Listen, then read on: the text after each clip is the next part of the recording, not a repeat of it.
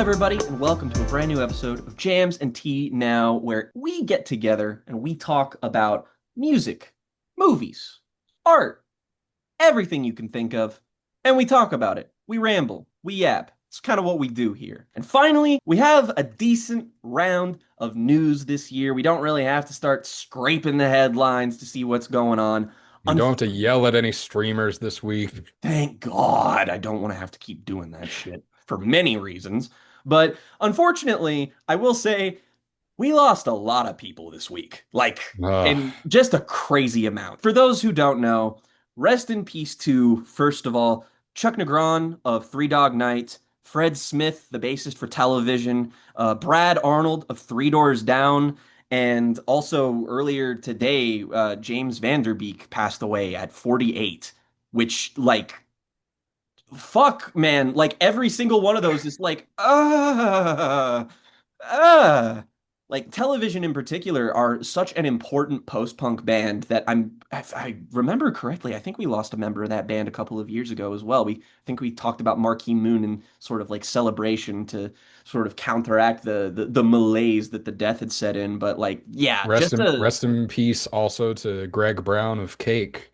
yes, that was the one I was forgetting. The guitarist of Cake, which is a like foundational, awesome indie rock band from the 2000s. Like, just check out everything. Like, honestly, like there's everything here is super. And hell, Three Doors Down, not exactly the most reputable rock band in the world, but I have a lot of nostalgia for a lot of their old hits. I remember singing them shits and playing them on Rock Band and stuff back in the day. So I have a lot of good memories associated there. So aside from that, in the realm of gaming, we only really have one big news item. Jen, have you heard anything about Highguard? Oh yeah, that was a couple weeks ago. It was. Yeah. So And Highguard is an Apex Legends style battle royale game that's got a kind of sci-fi fantasy dual aesthetic to it with the most bland character designs you've ever seen. And short of Concord, which everybody was comparing this to and being like, because Concord was one of those team shooters that came out and then died 2 weeks after it came out because nobody gave a shit about it. And the Highguard trailer, it's given vibes that aren't entirely dissimilar. well, that's the thing is that Highguard has already launched and Yep. already gotten. I haven't played the game yet, but from what I've heard and from what I've been reading, it's already gotten some like really substantial updates that Oh yeah. improve the quality of the game. And this is the thing about the gaming world, especially for a game of this kind. When Mm. you have games like Marvel Rivals and Overwatch still do, and especially Overwatch this past couple weeks, doing like big shifts that Hmm. keep their player base engaged there. It's hard to make a game that's going to pull those people away and bring them to you. And so I feel bad for the devs of Highguard that they kind of swung and missed, but I hope the game keeps enough of a player base that it can keep going and turn into something interesting because I'm a fan of these kinds of games. I've been Me playing too. Overwatch for years and I am a decent fan of Marvel Rivals and I even throw on Apex now and again from time to time. And so I like the battle royale genre. I like the Yeah. hero shooter genre. I think it's very interesting. I think it still has room to grow beyond its tentpole titles, which are still, moving and shaking in the way that esports do, where they're, adding new characters and refining mechanics and seeing what works and seeing what the fans want for the game to keep consistently moving and growing and doing what it needs to do. But I don't know. What's your take on High Guard? What do you think about this? Are you into these kinds of games at Yes, all? actually. I was Okay. really into Overwatch after I first got my PlayStation 4, and I was just it kind of because I mean go back to grade school. I only had Nintendo consoles, but I really got into the Call of Duty games that were ported over to the Wii and had multiplayer lobbies. So that was how I actually ended up. Like, yes, I was Black sitting Ops there, on the Wii goes crazy. dude, playing fucking Modern Warfare Original with a nunchuck and Wiimote in a multiplayer lobby. That was fucking me. But thankfully, by the time Black Ops dropped, they had the Pro Controller attachment, so I at least had that. But I am into these games, and I will say, Highguard aesthetically looks like it's leaning way more into the sci-fi than the fantasy, which kind of disappoints me because I'm like, the fantasy part is what makes this cool. Like the sci-fi shit is nifty. It's good for set dressing, but like if you lean into fantasy, that's how you make it stand out because the ultimate problem with games like this is that once someone has a game like it, and this is kind of unique to games, they don't get another one. If someone's into Marvel Rivals, that's the hero shooter that they play for like 95% of people. So when people come along and they're like, hey, this is our answer to this, and this other thing has a huge player base already, unless you have, and again, you have Blizzard, which has unlimited money, so they can keep doing content updates into making the game constantly more interesting. So these games have to get continued support. And it's just the business model of it all is a bit crazy and it's a bit weird, but I think that it allows like if we have more of these types of games, then it will eventually allow for if there's a bit more of a competitive market, granted, devs to be able to update things on a timeline that's a little bit more reasonable because the problem we're seeing in the games industry right now that's really awful is how overworked everybody is and how once a member of a game dev team, once you finish the game, you're fired. That just happened to a bunch of people who worked on the League of Legends fighting game that they Yeah, just put out, 2XKO. 2XKO, Yeah. which is going on a Fuck. similar like live service model of like we're going to add new characters and we're going to have, cosmetics and stuff. But the secret is that you don't need as big of a team to keep it going once they've got the train on the tracks. Oh So they yeah. just fired the people that built the train. And like when you're a company as big as Riot Games, like you didn't have to downscale that. You've got more money than God. Like at some point, Riot Games is going to eclipse Blizzard as being like the dominant gaming company on planet fucking Earth. Because that's just how big League is now and how big Which is it funny still because is. the aesthetics of their, well, maybe not Blizzard's flagship, but Riot's flagship and League of Legends and Overwatch just for me shared way too much aesthetic overlap for me to bridge the gap from one to the other. Well, You were not going to catch my ass downloading League of Legends in 2026 if I never did oh, before. But that's oh the thing, God. right? That's the thing about games like this is that you find one and that becomes your thing and you don't really move. And I've only really experimented with other games of its ilk just because I want to see where this genre can go. But like, as long as Overwatch is getting good updates and putting out cool new characters and like the meta is still fun and I have friends to play the game with who want to play the game with me, why would I play a different game? Especially one that costs $40, which is what killed Concord. It sucks because it's like again, I talked about this earlier, is that games are the most market-driven artistic medium. They are about trying to cater to the customer. And at some point, you start talking about this, and it's just like I'm talking about games and I'm talking about them in ways that if I was using this specific I verbiage. sound like I'm trying to be talked into buying a new power tool. Exactly. It's about like utility rather than like engagement with art, which it is. But at the same time, it's so difficult to have to reckon with it because whenever you talk about it, you sound like a fucking shareholder. You sound like a guy who is trying to make money. And it's weird because I don't like interacting with art that way. But again, at the same time, catering to your customers and actually being like customer savvy and stuff is good practice and makes for better games. Like the reason that people like Valve is because that's what they do. Is they're like, "Hey, if you all have a problem, our mods are going to figure it out and we're going to do something about it." Their customer service is like legendary for this exact reason, and they're the only company like that because well, I mean, I guess Gabe Newell is better than Bobby fucking Kotick. Well, one of them's not in the Epstein files. Heyo. So, that's First where we mention of are. the Epstein files on the channel. Is it? I don't know. I It's mean, kind of weird that we haven't up until this point. I was gonna say at this point, like it's kind of infecting everything. So it was really just kind of a matter of time. Yeah. You know what? Frankly, I hope it becomes more relevant because that hopefully means that people are being arrested.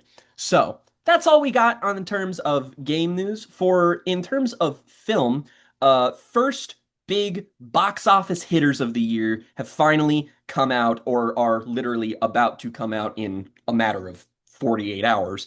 That, of course, being the newest film from Sam Raimi that I will be seeing this Saturday, so I will have an opinion on it, which is Send Help.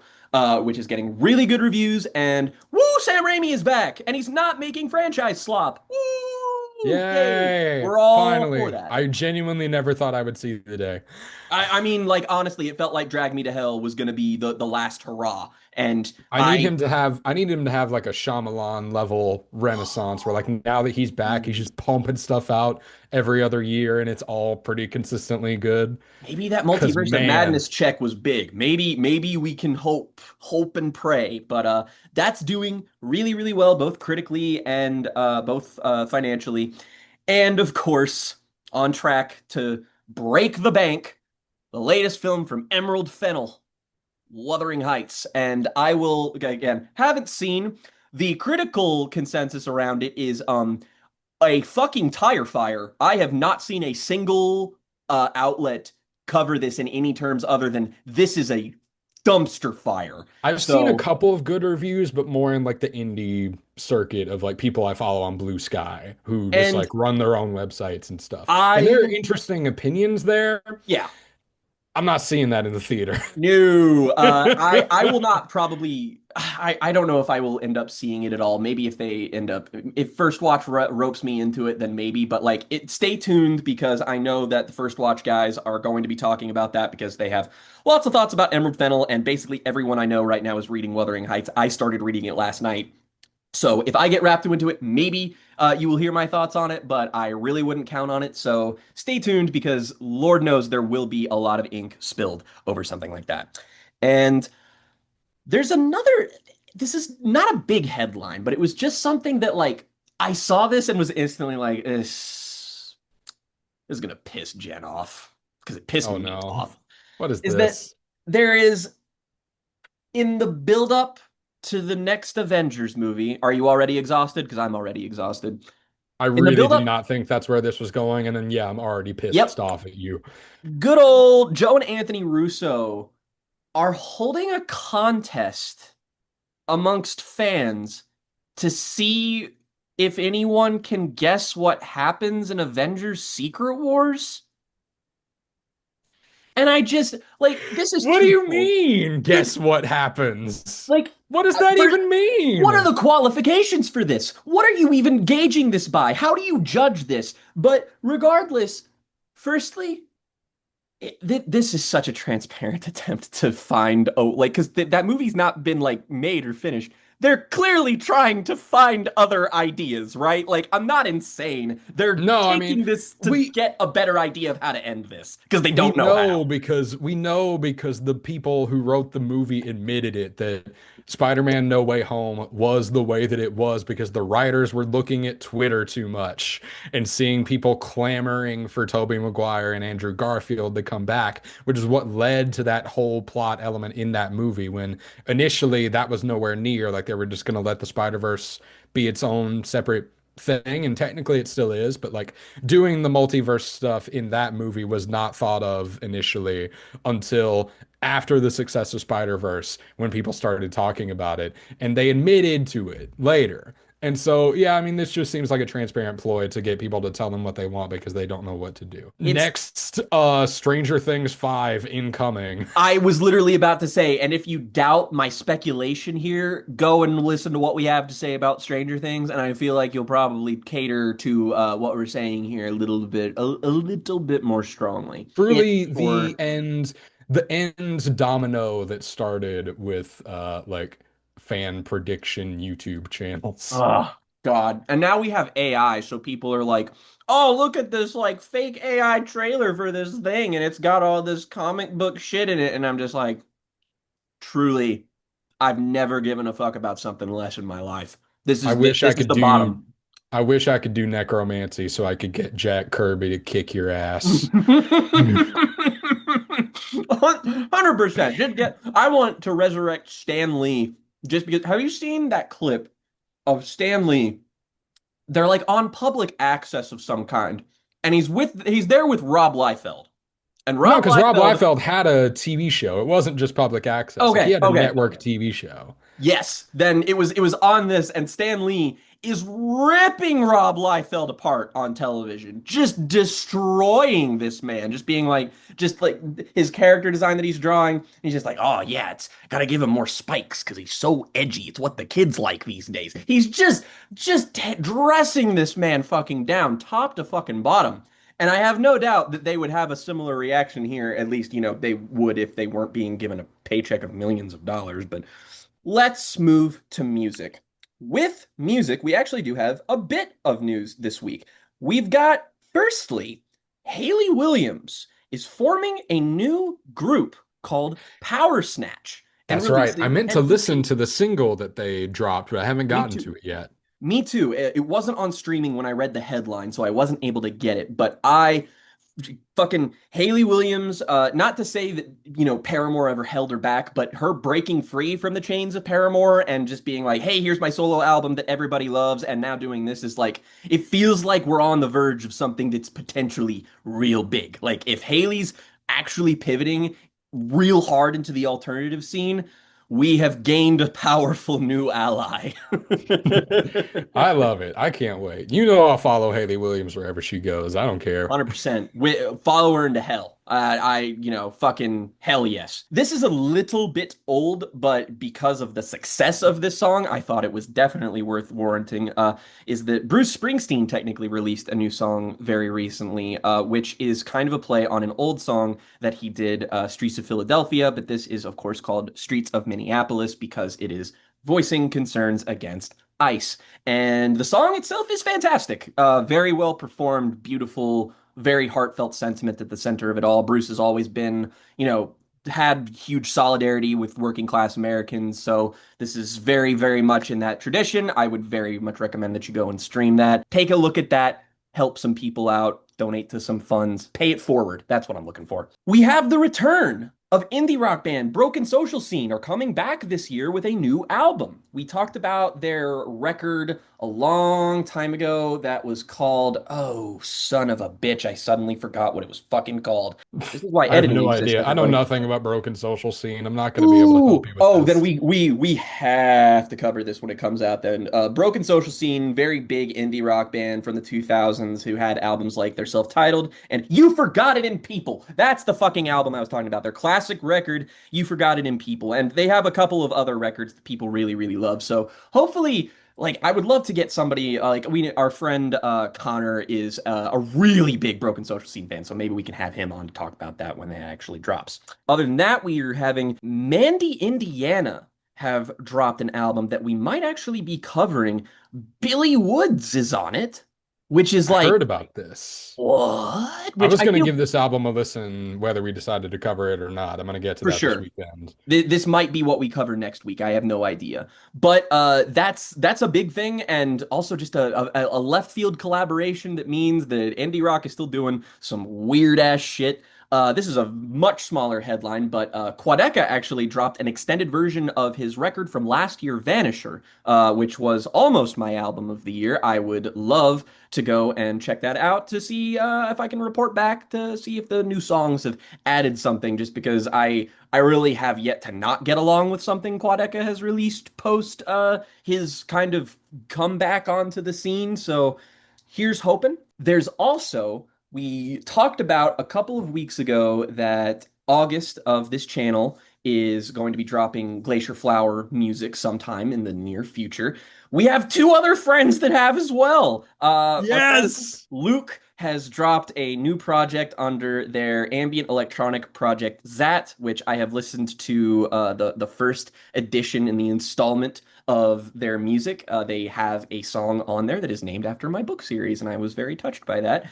So go, please. I'm going to include that in the Bandcamp. The link will be in the description. Please check it out. It will be worth your time, as well as Connor is a guy who we've had on the show a bunch of times in the past he's in a like noise rock sort of post-hardcore band, and they're going to be dropping music in the immediate future as well that I think will be out by the time this episode goes up. So check that out too. We love that kind of music here on this channel, and we love supporting tinier bands. So please give them a listen and support some artists on Bandcamp. It's good Practice. And then we have a new Baby Keem album is going to come out this year. Finally, we're getting the follow-up to the Melodic Blue. And I mean, this is one of those things where I have no clue what to expect from this guy.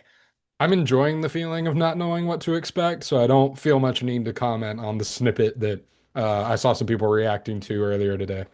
I love that despite his proximity to Kendrick, he's so silly.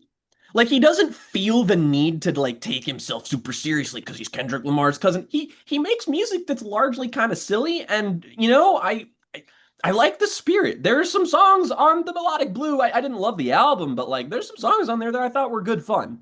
So I'm hoping that maybe he comes into his own and finds his own little niche as a funny little guy, just a funny little dude, perhaps. I feel like the last 5 years have led up to this moment, Jen, because this is the most Jen and Jake headline of all time, and it's the most Jen and Jake thing I've ever talked about because rap metal is back, bitch. Knocked Yes! loose, motherfucker!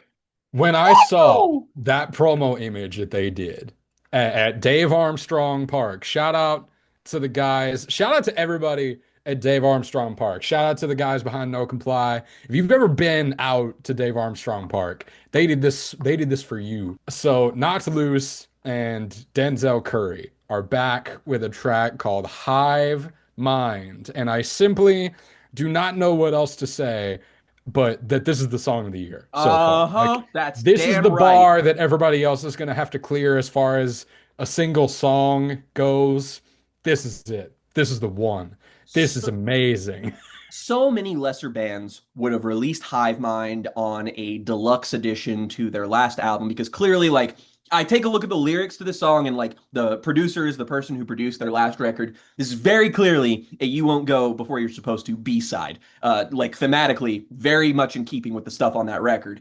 But the way they retrofit it, and they have this like call and response thing with Denzel, and they make it into just a mosh pit anthem, and the idea of the hive mind and obeying the command of the leader, and that being Denzel's command to mosh.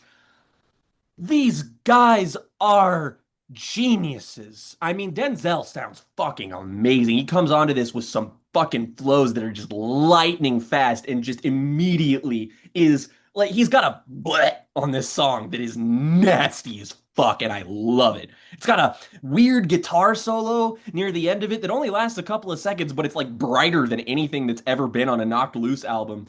And I'm just like, these guys, man, like this sounds like somebody was like, how do we bring back Bad Brains? Like, how do we resurrect that? This is what it sounds like, and it rocks. I mean, there's not like it's not coming with an announcement of a new album or anything. I'm pretty sure this is a one-off single, but God bless somebody get in touch with Denzel Curry and make a hardcore band because you will be doing the world such a wonderful service. Like get Soul Glow on the phone, get McKinley Dixon on the phone, everybody get together and make some shit because this is like again, the response to this, it's not as though that like, oh, it's this rap metal song so only we really care about it. Everybody fucking loves this shit. Everybody on Knocked Loose's Instagram, everybody on Rate Your Music is just like, nah, man, shit is back, and it is literal. It's better than ever. Like this, and it's unapologetically rap metal too. Like it's not Yeah. hiding that or anything. And you just, it's how you know that Knocked Loose don't take themselves too seriously. Like they do want to have fun, and by God, this is fucking fun. Love this song. I was so elated to see this come into being. Ah, man. Fuck your favorite band, your favorite rapper. Oh, it's good. Music. So, kind of the one of the bigger things that happened this week is that we kind of have been dealing with talking about the Oscars a lot recently, but because that is firmly in the first watches wheelhouse, I'm going to let them talk about their Oscar discussion, and they've already had a little bit in their most recent episode that you should go watch if you haven't already when they cover the latest movie from the 28 years later trilogy that is being released so far. And now, though, we have the other award ceremony that Jen and I are going to talk about, which is the Grammys happened. The Grammys. Oh my goodness. I just kind of want to go through a list of like little bullet points that I have for topics as to Yeah, talk about the Grammys. Olivia Dean, Best New Artist. Yay. good. Good I pick. What was the I competition for that? yeah, good competition, or at least like formidable competition, because it was like Cat's Eye, Alex Warren, which I thought he was going to get it, honestly. Oh Addison yeah. Rae, some formidable and some legitimate competition for Best New Artist. So Okay. I'm really happy that it ended up going to her. I think that's a very good sign. An interesting thing that happens, they added a new category this year, one of Oh yeah. traditional country album. What does that mean? There's one of these in every category now. Like there's a traditional pop, traditional R&B. What does that mean? I just want to know. Is it a synonym for boring? Because it sounds like they're trying to make it a synonym for boring. Well, is it a synonym for boring or is it a synonym for like the elder statesmen or the people that are very clearly evoking the elder statesmen of the genre that they reside in? And I don't feel good about any of it, and I don't really know how to Just say explain that it. then. You got to be more honest about this shit and stop being so damn vague because that's how we get into this fucking bullshit with these categories to begin with, is that some of them are so nebulous we don't know where they're supposed to go or what was supposed to be nominated. Like how do you do that in your head? What separates traditional from non-traditional? And if you're going Same to with make a that, melodic rap performance. Like, if Jesus if Christ. you're gonna make these delineations, then if you're gonna do traditional, then you should also do like progressive and then complement I stuff that's weird and out there and pushing the form, like you should be doing. But would say that implies that they would listen to it. Sorry, yeah, I'm getting on my youngin soapbox about how the awards bodies don't care about the new boundary pushing music. Because they don't. Like, come on, no. they don't. We know this. And that's But never hey, been where at I least the go. Oscars make you watch the movies now. That's a new rule this year, is that you have to have seen all the category entrants then to actually vote, which is fucking insane that it's new. Why is that a new rule? That's Let so me dumb. let me go somewhere that won't be me getting pedantic about lyrics that might open an interesting can of worms. What did you think of Tyler's performance and his verse on Thought I Was Dead that's addressing some of this latest wave of criticism that is coming his way? If I'm perfectly honest, I have no clue. Because with Tyler's old stuff and like even addressing it, I mean, we kind of talked about it when we talked about his discography in our Right. breakdown, in that Tyler's in a weird place where he constantly has to answer for shit that he's clearly put behind him and even like spoken about putting behind him just because of how long everything lasts and the longevity of the internet. And also, like, because of the kind of person he is, he's still not like backing down from a lot of this. So he's in a weird middle ground where he can justifiably defend himself from some criticism, but also doesn't really have a leg to stand on when it's stuff that isn't that specifically. And so him kind of like making him acknowledging it at all is kind of surprising to me. And Yeah. like I mean, I guess it's in keeping with him just because I mean, like we know Tyler is very thin-skinned. Like he likes to pretend and puff himself up that he's big and tough and doesn't care about what people think, but you don't make an album like Chromacopia because you don't care about what people think. What really got me cued into what Tyler was trying to go for there was the Regina King interlude that happened in between songs where she's kind of reprising a character of hers and is delivering this monologue to Tyler about like don't look back, don't let people pull you back into your past, just like keep moving forward. And that of course leads to a performance of one of the songs off of Don't Tap the Glass. And it ended up, being a pretty uncontroversial moment. Like I didn't even hear No, anybody talking about what he nothing. said until I went back and watched the performance and just had to come across it myself. And I'm coming to these thoughts like completely divorced from any other reactions because I haven't seen any reactions to what he said.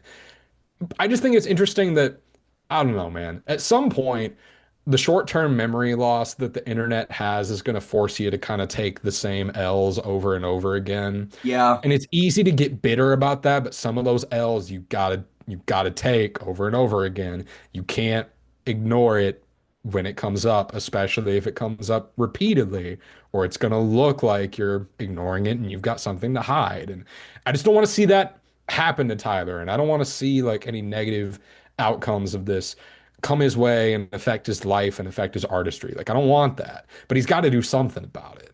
Yeah, and at some point it really does feel like not acknowledging it is the smartest move to make because at the end of the day, the people who are angry about you doing this thing at this one moment in time, like that group of people is gonna go away. They're gonna stop caring the moment you give them a reason to, or even if you don't, they're just gonna move on. The people who are actually paying attention and engaged with conversations about Tyler the Creator and his problematic past TM, which just kind of it feels like a totally separate entity at this point. It feels like we're talking about a member of Odd Future that didn't do anything, and that there's another Tyler here that came after Flower Boy, and that is kind of how it feels because there is again there's such stark contrast, and I identify with the guy being like, I have clearly made effort to show everyone that I have moved on and I am different, and that's true, but it doesn't mean that you should get cagey and weird and like whenever you respond to it you just he goes on like full attack mode, and I get it, and there's an element of this that is like that can't be overstated, that's like that there's an element that race plays into this, and it's like he's a black entertainer and sometimes it feels like criticism is coming at you from all sides and a lot of it's fucking racist, so it's easy to just sort of interpolate it as being one thing when maybe it isn't. Sometimes if you're on the other side of it, maybe you can't tell the difference between the two, and maybe I'm giving the dude way more credit than he deserves. I'm totally like that's completely possible, but at the end of the day, it's just like this thing of like holding people accountable. It's like what does this mean anymore? Like what does it do? Shout out to Esther. Nobody on the internet knows what accountability means. Nobody knows how to do accountability on the internet. And that's fine once we admit that and Yes, agree on that. just Once we all settle. accept that this is the truth, it's fine that we made the mistake of thinking that it wasn't before in most Yes. cases. There is no accountability on the internet. There is social dominance. Mm-hmm. Might Anyway, is right, baby. might is right, but with views. Unfortunately, one of the more prophetic things I've ever said.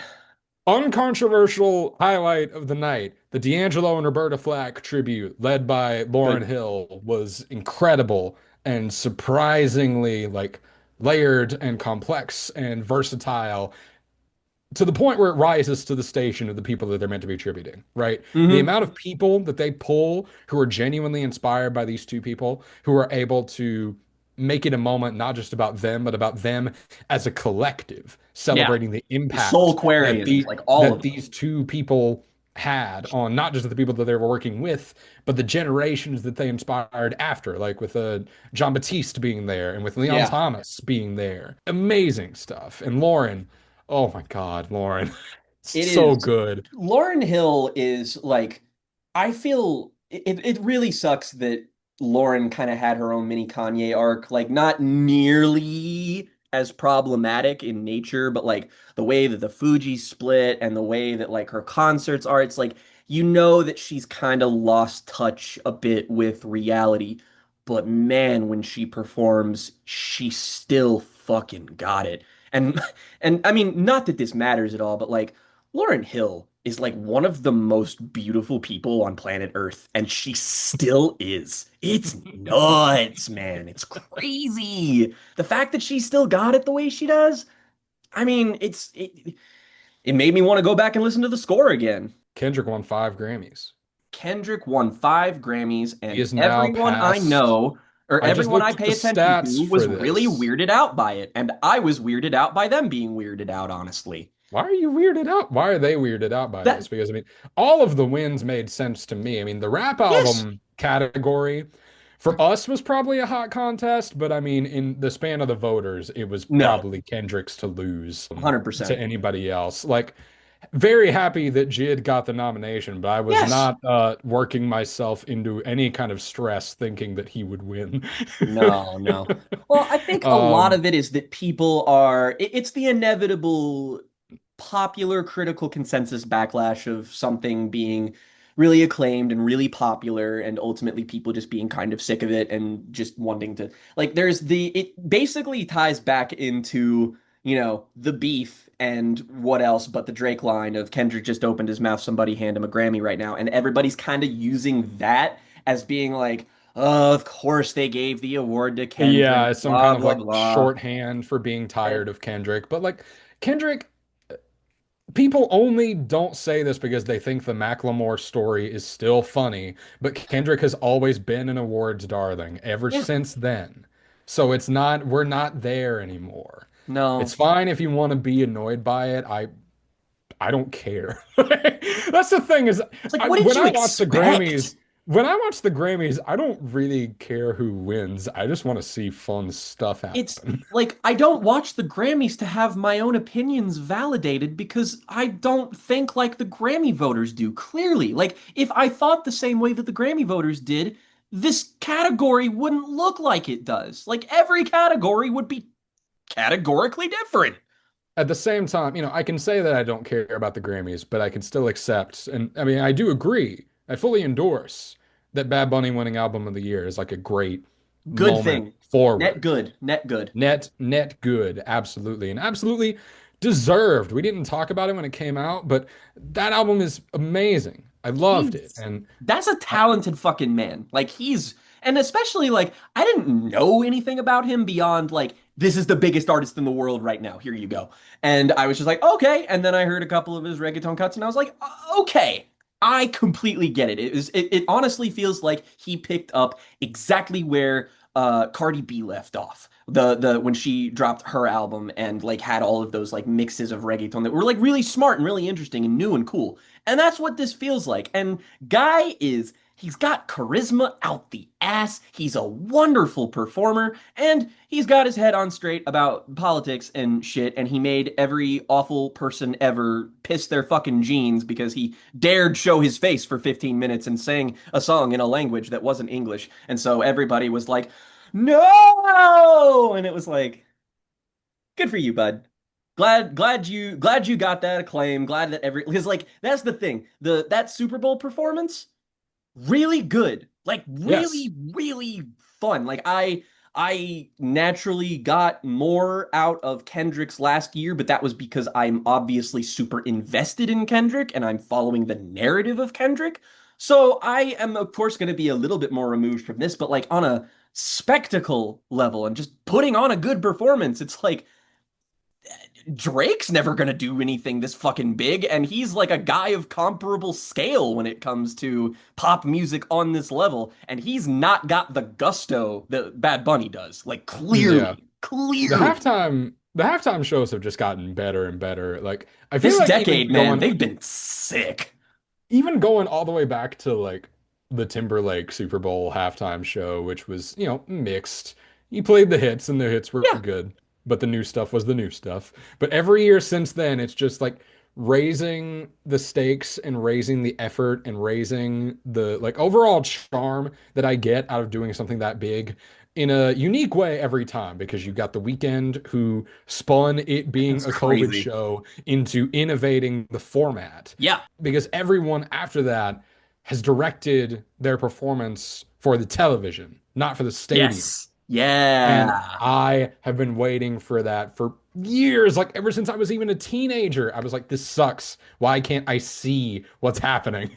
And now all the Super Bowl halftime shows are like concert films in their own right because of the Yes. cinematic approach that goes into them and they get creative and they do interesting things and Bad Bunny's insane commitment to production design and mise en scène in his halftime performance.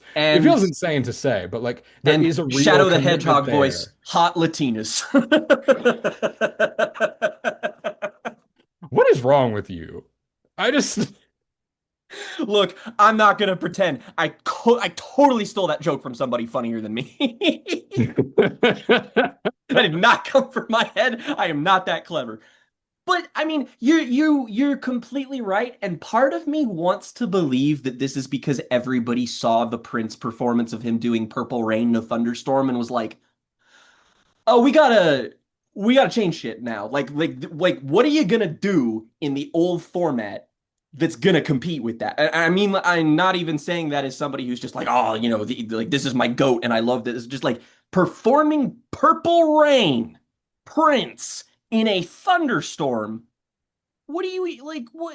Where do you go from there? You have to innovate. You have to make things different. You have to go horizontally instead of vertically because that's the peak vertically. You got there. Yeah, You're you not going gotta higher. try something different to make the show a different kind of bar to clear. And I mean, there's just there's an alchemy to this where like Bad Bunny started performing at just the right time where the sun was setting that completely complemented Yeah.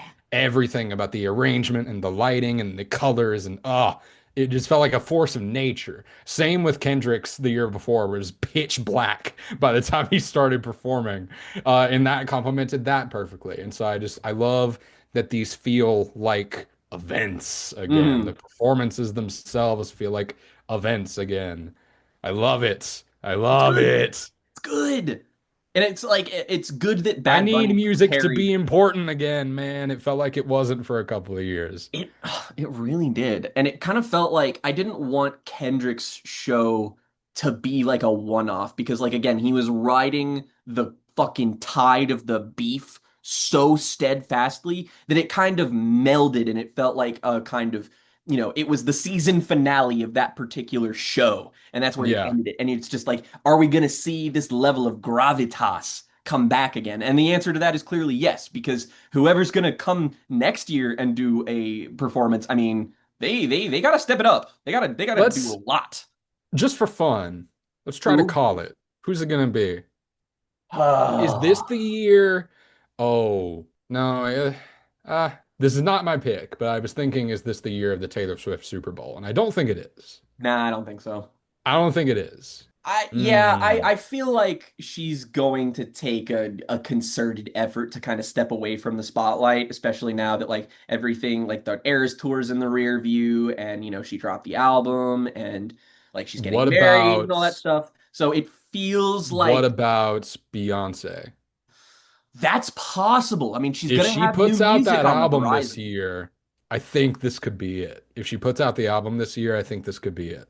Yeah, and what she'll do is she'll do like a grab bag of songs from the Renaissance trilogy. She'll probably play some stuff from like Cowboy Carter because, America. And then like, the dancier stuff to get people like that's a pretty good I would say that that's not a bad guess at all. And frankly, there's very few artists who are even at the level of super because it's like it's such a specific place to be as an artist. Here's my chaos choice. Are you ready for this? Do it.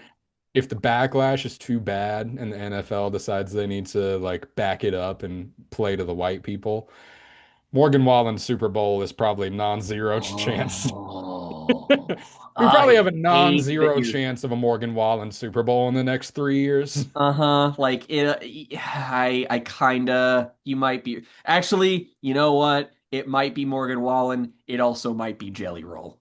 That's a distinct possibility. I don't think enough people know who he is. That's the thing. I feel like I would have said that a couple of years ago, but because he's still popular and because he's very popular, and there's part of me that's like, I don't know who He goes also did about win 3 Grammys, so maybe I don't know shit. that. I don't know who exactly ends up being the executive. I am the person who decides and signs off on this decision, but because the backlash has been so bad these last 2 years, and because America is where it is right now, I have a feeling there might be a push for there to be somebody like Morgan Wallen or Jelly. Well, I mean, someone like a white person. A white person is what I am saying. I feel like the powers that be are going to want a white person to perform, and it is probably going to be a country star just because they are the highest echelon of people at that level who would cater to those people specifically. And I mean, That's just it goes to show you how like alienated some people are from like the concept of what like a good performance is because they just want like the guy who's their guy to be up there. They don't really care about the pageantry of performance because who the fuck wants to like I mean like actually who Try to picture a wants to Morgan Wallen see Super Bowl right now. like a bunch of Dallas Cowboy ass cheerleaders dancing in booty shorts, probably to a song about like, sleeping with three different women at the same time. Like, I don't know. Like who? I don't, eh. Like, I Uh, don't want to get like, basically, like, not that it's something I worry but about, just because I think, who's your like genuine this is a person that I want to do it guess? I mean, Beyonce's definitely up there, and it's difficult to like pick somebody like this just because like I'm sure that there's lots of people I could pick, but they're just not at that level of fame. But I would love to see like some. You know what? Fuck it. I'll just say this as a fun, silly pick. I think it would be interesting for this is the only band on this scale still active as big as they are and who would still probably perform in a place like this. The metalhead in me thinks that Metallica could do it. I think if they were dropping new music, I feel like if they were, getting some decent play, like their last couple albums have been successful. They've done well.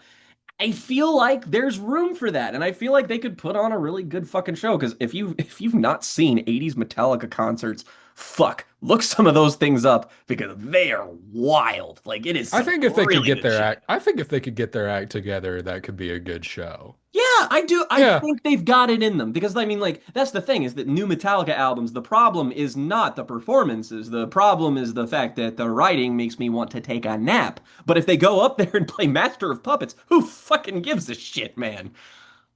get that kid So. from Stranger Things to be with you on the stage. He's not a kid Oh, anymore, God, but what would be like, what would be, oh, actually, well, does, does Paul McCartney still do concerts? Is he still doing things? he was touring pretty semi recently. I feel like Paul McCartney might. Like, that feels, I'm not sure, like, That what could be that would something. look like, but I feel like it could happen, and I would like it. I mean, like, I fucking, hell, Springsteen? perform some Would fucking Wings Springsteen come song. back Bro, oh, to do a actually, Super no, you did Bowl? it. You did it. That's my number one pick. That's my number one. That's my number. It's Bruce. It's of course it has to be I know Bruce. you It has better to be than you Bruce. know yourself, boy. Well, I just and not to mention, it's like Heartland Rock is the genre for the Super Bowl performance. Like, who the fuck doesn't want a belt born in the USA in a fucking stadium of people who all know the lyrics? I went to the Eras tour. I know the high that you ride when you get in that environment because it's fucking electric. Like you think I didn't scream every lyric that Phoebe Bridgers performed when I was there? Because I did. I did, and it was awesome. So who knows? Hey, like leave that in the comments below who you think might be make for a good Super Bowl, or just like give me a freak pick. Give me a freak pick of just like this will never happen, but it would be the best fucking show ever. Because I mean, I would like imagine if like some again, this again would never happen, but like we've been seeing the rise of EDM in the last 2 years, which is a stadium genre. So again, like what would happen one day if we got Sudan Archives on there? Like, oh, imagine the stadium bumping to A Bug's Life. Yeah. Oh, now I want it. Now I want it I really want it. I badly. want that bass. I want it to shake the earth. I want the tectonic plates to move. Do we have anything else to talk about? Well, I mean, in terms of like just the wins, like we've got album of the year, which did go to Bad Bunny. The other nominees were Swag by Justin Bieber, which It was a good album of the year category. I that was the only one that I didn't listen to, so I'm not really gonna say anything, but that I was the only mean, time where I went, huh, swag. we got Man's Best Friend, we got Let God Yeah. Sort Him Out, we got Mayhem, we got GNX, we have the Leon Thomas album Mutt, which I have not heard, and Chromacopia, which honestly, like I know Tyler is Grammy level big, but Chromacopia being the pick for album of the year is like that's I respect that a lot Yeah. actually.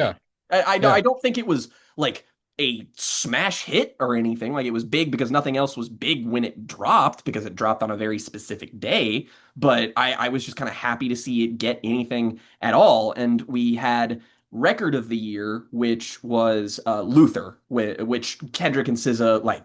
Yeah, I mean, come on. What else stood a chance? Man-Child by Sabrina Carpenter, Anxiety by Doechii, Wildflower by Billie Eilish, Abracadabra by Lady Gaga, Apartment, I guess, by Rosé and Bruno Mars. I have not heard the song ever. And Chapel Roan got How nominated for the have you Subway. been outside?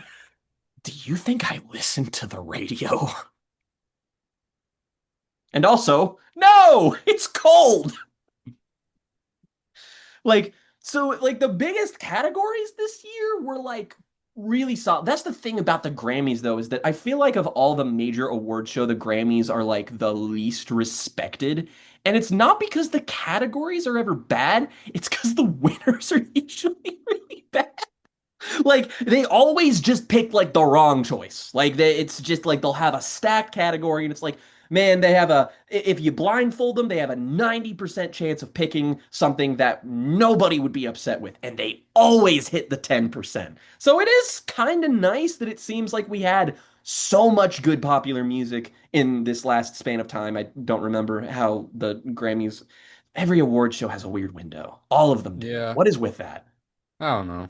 I hate that shit. It's stupid. It makes everything so confusing. But I mean, it means that we are in a moment where pop music is kind of in a good place again. Because I think I would argue that since 2020, it's kind of been flailing. Like, pop music has not figured out what its deal is. Like, for a moment, 2024 was the year, like 2024 was the year that we knew things were getting back on track with like yes. the continued success of the Eras Tour and like Short and Sweet and Brat and Chapel all Roan. that Chaperone, all that made pop music the dominant genre again after a couple of years of like flailing in the pandemic that gave rise to like country and a little bit more of hip hop.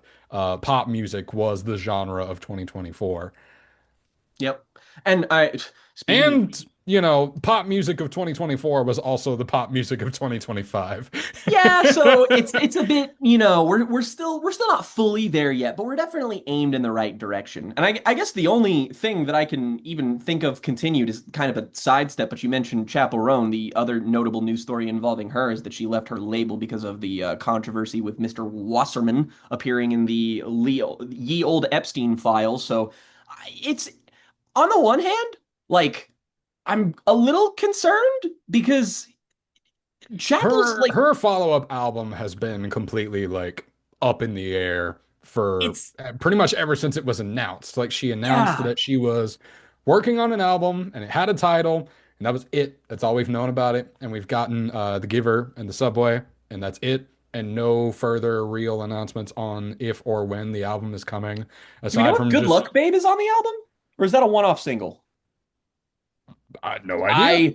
I think it would be I think we should really put it on the album because that song is I mean, can I just be real? No hot take about that song. It's like the best pop song that's been released in the last 5 years. I like Jesus Christ, man. It's one of those, it's like blinding lights level of the first time you hear it, you wonder where it's always been. Exactly. And you look at the production credits and it's like, oh, it's because it's the same producer that gave us Carly Rae Jepsen's Emotion. That's why the song is so good. And I mean, naturally, just because Chappell Roan is a very good songwriter and it's a very well told story. My favorite meme I've seen this year is just a screenshot of this guy like texting someone and he's just like, the bridge in Good Luck Babe is so good. I had a dream that I was a lesbian. And I'm like, you know what, bro? Same. Same. I feel that in the core of my chest because God, that bridge is it's so good. Like I'm thinking about it now. I'm like, I'm gonna listen to that in the car when I go get Rhiannon. So music, It's it's good. it's kicking. It's good. Like this is for we are at the 11th of February and we have had more essential releases in 2026 than any year we've covered so far on this channel. That's incredible. That's really something else. Like the first year we started doing this for the second time, we were like, I guess we can talk about the Taylor Swift album that dropped at the end of 2020 and like something else, maybe. And we were just like, for like, we had to wait until like March for like anything substantive to come out. And it was still like really rate your music adjacent things. And now it's like, I don't know, we've already had J. Cole and ASAP Rocky drop. Well, like, what's the rest of the year actually going to have in store for us? Yeah, the momentum is absolutely here, and I'm very happy for it. I love seeing like, and this happens in every entertainment industry. This happened in movies too, but movies figured out that you could work your way around this. Like the January, February drought has been long commented on, but there are enough people doing interesting work out there that have exploited this for their own gain. Like Yep. people like Shyamalan, all the way up to like Kyle Edward Ball with Skinamarink, like, and not just in the horror scene. There are other movies that managed to pull this I off as mean, the well. Bloomhouse model is releasing things when nothing else is out that will just dominate, and that's a thing now, and it's being taken advantage of by people who know what they're doing. Finally, Finally. Ugh. Not Took just them like long enough. throwing slop at the wall, the devil inside. Oh God. I still Oh think about that man. movie to this day. Man, what the I feel like I have seen that movie and I'm picturing like six different movies in my head that have a similar The type. devil inside is the one that ends with telling you to go to the website The to learn what website. happened in the movie. Oh no, the one with the creepy nun. Fuck. Oh, that's. Have you seen like the theater reactions to that movie? Like the Oh yeah. candid Oh yeah, stuff. I've seen That's those one of my videos. favorite videos. Just people just so pit. Like I'm pretty sure it was people who saw the movie for free who were just like, "Oh, my fucking time was wasted. Fuck this." And they just like leave. And I'm like, you know what? We need more of that attitude because a parent like if I think that the thing that is lost these days in the attention economy that we live in is that the most powerful thing you can do is not listen to someone. It's true. If you take the active effort to not do it, it means that your time and their effort, there's a zero sum game there, and that you get to go do something interesting, and they do not get to benefit off of your time. So maybe take that forward this year and keep it under consideration when evaluating your listening habits. Food for With that thought. in mind. With that in mind, everybody, rock over London and rock on Chicago. L'Oreal, because you're worth it. And I mean that shit. Stand on business. You're worth it. You're a Okay, queen. Hobson. Okay, Hobson. Uh, that's the. I would have. I mean, you should just called me a slur instead. That would have been better. Cut the tape. Cut it.